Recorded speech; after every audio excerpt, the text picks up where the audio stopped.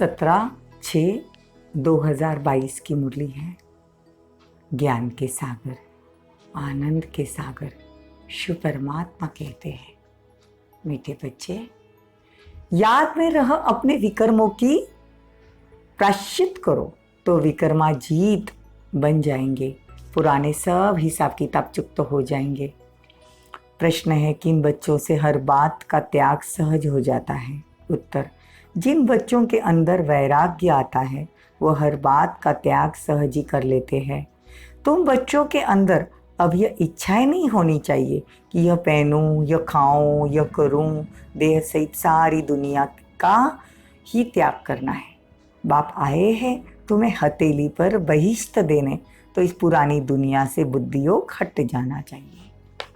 हथेली पर बहिष्ठ मतलब बाबा आए हैं हाथ में स्वर्ग लेकर, स्वर्ग की स्थापना करने। गीत है माता ओ माता। ओम शांति।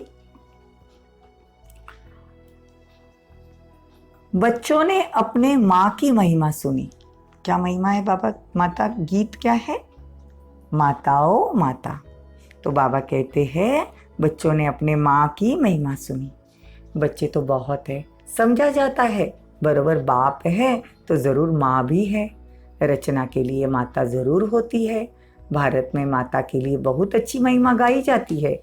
बड़ा मेला लगता है जगदम्बा का। कोई न कोई प्रकार से माँ की पूजा होती है। बाप की भी होती होगी। वो जगत अम्बा है तो वो जगत पिता है। जगत अम्बा साकार में है तो जगत पिता भी साकार में है। मम्मा और ब्रह्मा बाबा साकार में है, तो इन दोनों को रचयिता ही कहेंगे। यहाँ तो साकार है ना, निराकार को ही कहा जाता है गॉड फादर। मदर फादर का राज तो समझाया है ना। छोटी माँ भी है तो बड़ी माँ भी है।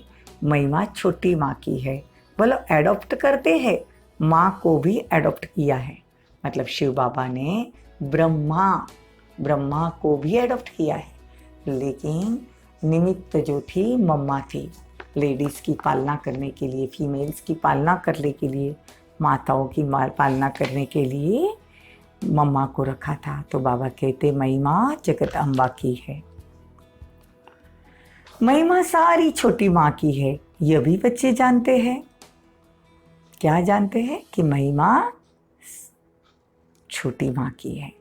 हर एक को अपने कर्म भोग का हिसाब किताब चुक्त करना है, क्योंकि विक्रमाजीत थे, फिर रावण ने विक्रमी बनाया। विक्रम संवत भी है तो विक्रमाजीत संवत भी है। विक्रम संवत द्वापर से और विक्रमाजीत संवत सतयुग से। तो पहला आधा कल्प विक्रमाजीत कहेंगे, फिर आधा कल्प विक्रम संवत शुरू होता है। अभी तुम बच्चे विक्रमों पर जीत पाकर विक्रमाजीत बनते हो। पाप जो है उनको योग बल से प्रायश्चित करते हैं। प्रायश्चित होता ही है याद से। जो बाप समझाते हैं कि बच्चे याद करो तो पापों का प्रायश्चित हो जाए। बाबा कहते बीमारी आदि होती है तो अपने ही कर्म कहेंगे ना, अनेक जन्मों के भी कर्म किए हैं, इस कारण भोगना है। इसलिए कभी भी इससे डरना नहीं, खुशी से पार करना, क्योंकि अपना ही किया हुआ हिसाब किताब है। प्रायश्चित होना ही है एक बाप की याद से। जब तक जीना है तब तक तुम बच्चों को ज्ञान अमृत पीना है, योग में रहना है। विकर्म है तब तो खांसी आदि होती है, खुशी होती है। यहाँ ही सब कुछ हिसाब खत्म हो जाए, रह जाएंगे पास विद ऑनर। देखो बाबा कहते यहाँ हिसाब किताब खत्म कर कर पास विद ऑनर होकर जाना है। मोचरा मानी नहीं मिले तो बेइज्जती है ना। बाबा कहते हैं कि देखो सजाए खाकर फिर पद मिले तो कोई फायदा नहीं। तो धर्मराज भी सलाम करे, वैसे कर्म करने हैं। अनेक प्रकार की दुख की भोगना तो होती है ना। बाबा कहते मनुष्य का काम नहीं आता है। जानवर का शरीर काम में आता है, लेकिन मनुष्य का शरीर काम में नहीं आता है। तमो प्रधान शरीर में कोई काम नहीं। कौड़ियों मिसल है, देवताओं के शरीर तो हीरे मिसल है। तो देखो उनकी कितनी पूजा होती है। यह समझ अभी तुम बच्चों को मिली है। यह है बेहद का बा जो मोस्ट बिलीवर्ड है। जिसको फिर आधा कल्प याद किया। जो ब्राह्मण बनते हैं वही बाप से वर्षा लेने के हकदार होते हैं। सच्चे ब्राह्मण बहुत प्योर होने चाहिए। सच्ची गीता पाठी को पवित्र रहना ही है। वो झूठे गीता पाठी है, कंठ कर लेते गीता। वो तो कहते गीता में लिखा है काम महाशत्रु, लेकिन खुद भी पवित्र नहीं रहते। सर्वशास्त्र शिरोमणि तो गीता है जो बाप ने गाई है, जिसे बाप ने कौड़ी से हीरे तुल्य बनाया। तो बाबा कहते हैं पहले ज़माने में तो क्या था, काशी कलवट खाते थे, मतलब काशी जाते थे, फिर वहाँ पे कुएं में जाकर कूदते थे, खुद को बलि चढ़ाते थे, कहते थे कि भाई हमारे पाप धुलेंगे, लेकिन कुएं में गिरेंगे तो और ही हड्डियाँ टूटेगी, और ही दर्द होगा, और वहाँ ही अपना शरीर त्यागते थे। बाबा कहते ऐसे कोई विकर्म विनाश नहीं होते। गवर्नमेंट ने अभी वो सब बंद कर दिया है। बाबा कहते ऐसे कोई बलि चढ़ते थे, कोई शिव पर चढ़ते थे, कोई देवताओं पर चढ़ते थे, लेकिन कोई फायदा नहीं। काली पर भी बलि चढ़ते थे, काली को तो कितना काला बना दिया है ही है। अभी तो है ही सभी आयरन एजेड, जो पहले गोल्डन एजेड था। गोल्डन एजेड सोने की दुनिया, पहले सोने की दुनिया थी, अभी देखो लोखंड की दुनिया हो गई। अम्बा का एक को ही कहा जाता है, वो ब्रह्मा की बेटी। ब्रह्मा जरूर प्रजापिता ही होगा ना, सूक्ष्म वतन में तो नहीं होगा। समझते भी है सरस्वती ब्रह्मा की बेटी है। बाप समझाते हैं मैंने इस ब्रह्मा द्वारा बेटी सरस्वती को एडॉप्ट किया। बेटी भी समझती है, बाप एडॉप्ट करते हैं, जो कोई की भी बुद्धि में नहीं। भगवान उवाच, हे बच्चे सो तो जरूर साकार में आवे, तब तो कहे। बाबा आकर कहते हे बच्चे, तो भगवान नीचे आता है हमारे लिए और कहता है निराकार बाप इन द्वारा बैठ पढ़ाते हैं। ब्रह्मा नहीं पढ़ाते, ब्रह्मा को ज्ञान का सागर नहीं कहा जाता। एक ही बाप है जो ज्ञान का सागर है, वही पढ़ाते हैं। पारलौकिक बाप बैठ पढ़ाते हैं, जिससे वर्षा ले रहे हैं। वैंकुट को परलोक नहीं कहा जाता, वो तो अमर लोक है, यह मृत्यु लोक है। देखो हर एक बात पता होनी चाहिए। परलोक किसको कहेंगे, अमरलोक किसको कहेंगे, मृत्यु लोक किसको कहेंगे। परलोक अर्थात जहाँ आत्माएं रहती है, परम धाम। यह परलोक नहीं है, ये तो स्थूल वतन है। अब आत्माएं आती है इस लोक में, परलोक है हम आत्माओं का लोक। तुमने राज्य इस भारत में किया, परलोक में नहीं किया। परलोक का राजा नहीं कहेंगे, कहते लोक परलोक सुधारते हो, यह है स्थूल लोक। फिर परलोक सुहाले बन जाते हैं। देखो बाबा छोटी छोटी बातें कैसे समझाते हैं। अभी तुम कहते हो हम यहाँ आकर नई दुनिया में फिर से अपना राज्य करेंगे। हर एक अपने लिए पुरुषार्थ करते, जो करेगा सो पाएगा। सब तो नहीं करेंगे, जो पढ़ेगा लिखेगा वह होगा वैंकुट का नवाब अर्थात मालिक। इसलिए बाबा हमेशा कहते जो पढ़ेंगे लिखेंगे वो बनेंगे नवाब, जो खेलेंगे कूदेंगे वो बनेंगे खराब। इस सृष्टि को सोने का बनाते हैं, तो बाबा कहते हैं वो वैंकुट का नवाब अर्थात मालिक बनेंगे। तुम इस सृष्टि को सोने का बनाते हो।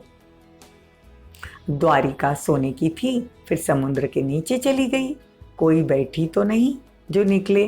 बाबा कहते हैं इतना नशा होना चाहिए कि हमारे सतयुग में कैसे सोने के महल होंगे, कैसे हमारा राज्य होगा, कैसे हम प्रिंस प्रिंसेस बनेंगे। ये प्रिंस प्रिंसेस बनने की कॉलेज है, वो है प्रिंस प्रिंसेस पढ़ने की कॉलेज यह। और वहाँ सतयुग में भी प्रिंस प्रिंसेस जाते हैं कॉलेज में। तुम राजा ही लेने के लिए ये पढ़ रहे हो। वो पास्ट जन्म में दान पुण्य करेंगे, करने से राजा घर में हम जन्म लेंगे, प्रिंस बनेंगे। वो कॉलेज कितनी अच्छी होगी, कितने अच्छे कोच आदि होंगे। टीचर के लिए भी अच्छा कोच होगा। सतयुग त्रेता में जो प्रिंस प्रिंसेस होंगे उन्हों का कॉलेज कितना अच्छा होगा। कॉलेज में तो जाते होंगे ना, भाषा तो सीखेंगे ना। उन सतयुगी प्रिंस प्रिंसेस का कॉलेज और द्वापर के विकारी प्रिंस प्रिंसेस का कॉलेज, देखो कितना फ़र्क है। बाबा कितना अच्छे से समझाते हैं। बाबा कहते कैसा साधारण है, मैं इतना साधारण कि मुझे 3 पैर पृथ्वी के भी नहीं मिलते, मतलब सेंटर के लिए लोग जगह भी नहीं देते थे पहले। बाबा कहते तुम्हारे तो कितने बड़े महल होंगे, तुम महल में घूमेंगे, एरोप्लेन में उड़ेंगे। वहाँ की कैसी अच्छी कॉलेजेस होगी, कैसे सुंदर बगीचे महल आदि होंगे। आज बाबा सतयुग की सैर करा रहे हैं। जब कोई फल बहुत अच्छा कहाँ से निकलता है तो वो राजा रानी का सौगात में भेजते हैं। यहाँ तो तुम्हारा बाप शिव बाबा है, सबसे ऊंच, उनको तुम क्या खिलाएंगे? यह तो कोई भी चीज़ की इच्छा नहीं रखते, यह पहनूं, यह खाऊं, यह करूं। तुम बच्चों को भी इच्छाएं नहीं होनी चाहिए। यहाँ सब किया है तो वहाँ कम हो जाएगा। अभी तो सारी दुनिया का त्याग करना है, देह से सब कुछ त्याग, बेहद का वैरागी बनना है, सब कुछ त्याग कर देना है। बाबा कहते हैं मैं तुम बच्चों को हथेली पर बैष्ट स्वर्ग ले आया हूँ। तुम जानते हो बाबा हमारा है तो ज़रूर उनको याद करना पड़े। जैसे कन्या की सगाई होती है या लगन जुट जाती है तो कभी नहीं कहेगी कि हम पति को याद नहीं करती, क्योंकि वो लाइफ का मेल हो जाता है। वैसे तो बाप और बच्चों का भी मेल हो जाता है, पर तू माया भुला देती है। बाप कहते मुझे याद करो और वर्षे को याद करो। बाबा कहते फिर इसमें यह भूल क्यों जाते हो? इसमें तो बुद्धि का काम, जबान से भी कुछ बोलना नहीं है, सिर्फ बुद्धि से याद करना है। इतना प्यार से बाबा मुरली समझाते हैं। बाबा आपका एक एक शब्द सर आंखों पर दिल से कहते बाबा एक एक मुरली धारण हो जाए, बस इसके लिए रात दिन पुरुषार्थ कर रहे। मुझे याद करते रहो, इसका अर्थ है मन मना भव। बाबा कहते मुझे एक बाप को भूलने के कारण कितनों को तुम याद करते हो। अभी तुम मुझे याद करो तो विक्रमाजीत राजा बनेंगे। विक्रमाजीत राजा और विक्रमी राजा में फर्क है, वो पूज्य से पुजारी बन जाते हैं। बाबा कहते वैश्यवंशी शूद्रवंशी, वैश्य बनना माना वाम मार्ग में जाना। हिस्ट्री ज्योग्राफी तो सारी बुद्धि में है ना, पर कहानियाँ भी बहुत है, वहाँ मोह की कोई बात नहीं। बच्चे आदि बहुत मौज में रहते, ऑटोमेटिकली अच्छी रीति पलते हैं। दास दासियों तो आगे रहते ही है। तो अपनी तकदीर को देखो कि हम वह कलयुगी प्रिंस प्रिंसेस और हम सतयुगी प्रिंस प्रिंसेस, वो महाराजा महारानी और ये राजा रानी। बहुतों के नाम भी है, लक्ष्मी नारायण राधे कृष्ण। फिर उन लक्ष्मी नारायण और राधे कृष्ण को पूछते क्यों हो? नाम तो एक ही है ना, वो तो स्वर्ग के मालिक है। यह ड्रामा अनुसार दुनिया पुरानी होनी है फिर नहीं होनी है, या कितनी मारामारी है, आपस में लड़ते हैं, एक दो का खून कर देते हैं। बच्चा समझता है कहाँ बाप को मरे और वर्षा मिले। ऐसे तमो प्रधान दुनिया का अब विनाश होना ही है, फिर सतो प्रधान दुनिया आएगी। अच्छा, मीठे मीठे सिखिलदे बच्चों प्रति माता पिता बाप दादा का याद प्यार और गुड मॉर्निंग। रूहानी बाप की रूहानी बच्चों को नमस्ते। हम रूहानी बच्चों की रूहानी माता पिता बाप दादा को याद प्यार, गुड मॉर्निंग, नमस्ते, थैंक यू, बहुत बहुत शुक्रिया। धारणा के लिए मुख्य सार, पुण्य आत्मा बनने के लिए याद की मेहनत करनी है। सब हिसाब किताब समाप्त कर पास विद ऑनर हो, इज्जत से जाना है। इसलिए कर्म भोग से डरना नहीं, खुशी खुशी चुप्त करना। सदा इसी नशे में रहना है कि हम भविष्य प्रिंस प्रिंसेस बन रहे हैं। यह है प्रिंस प्रिंसेस बनने की कॉलेज। वरदान, अचल स्थिति द्वारा मास्टर दाता बनने वाले विश्व कल्याणकारी भव। जो अचल स्थिति वाले हैं ना, उनके अंदर ही यही शुभ भावना, शुभ कामना उत्पन्न होती है कि यह भी अचल हो जाए। अचल स्थिति वालों का विशेष गुण होगा रहम दिल। बहुत बड़ी बात बाबा बता दी। हर आत्मा के प्रति सदा दातापन की भावना होगी। उनका विशेष टाइटल ही है विश्व कल्याणकारी। उनके अंदर किसी भी आत्मा के प्रति घृणा भाव, द्वेष भाव, ईर्ष्या भाव या ग्लानि का भाव उत्पन्न नहीं हो सकता। सदा कल्याण का भाव होगा। स्लोगन, शांति की शक्ति ही अन्य के क्रोध अग्नि को बुझाने का साधन है। शांति की शक्ति ही अन्य के क्रोध की अग्नि को बुझाने का साधन है। ओम शांति।